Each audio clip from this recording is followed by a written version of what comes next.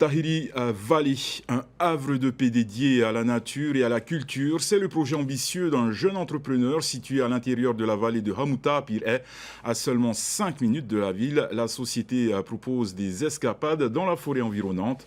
Andy Ebb nous fait découvrir le site.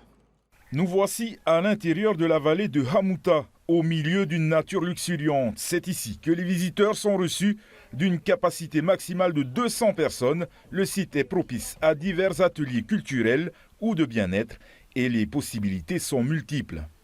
On a voulu proposer un espace dans la nature, perché dans la nature, où les gens peuvent venir se reposer, se ressourcer, passer un bon moment en famille. Et à 5 minutes de la ville, c'est ce qu'on a voulu proposer aux gens. Bon, après, il y a les sentiers où les gens peuvent aller se promener dans la nature, se déconnecter de la ville. On propose aussi des séances de yoga. À la découverte des vestiges, une randonnée de 3 heures chargée d'histoire et de légendes est proposée aux visiteurs.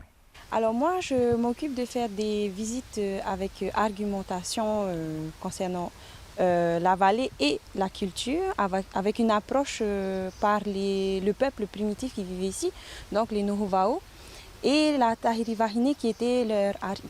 Alors on fait une randonnée de presque 3 heures. On va aller jusqu'au fond de la vallée où on va atterrir à une cascade et on finit le tour sur ce marais, le marais Tupuhaya. L'activité a démarré sur les chapeaux de roue avec une vague de réservations, mais le Covid est passé par là. Vu qu'avant le dernier confinement, là, on avait plein de réservations, mais on est obligé d'annuler. Et donc ça c'est difficile, hein, et surtout quand on n'a pas d'aide du territoire. Et voilà, on essaie d'avancer quand même. On va positiver de toute façon, il faut positiver parce que si tu commences à broyer du noir, tu n'avances pas. Il faut rester positif, de toute façon les gens, c'est un super spot, et les gens ils viennent, hein, pas de problème.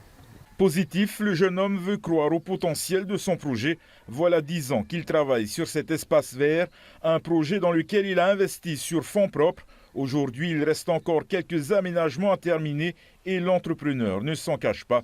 Les sponsors sont les bienvenus par les temps qui courent.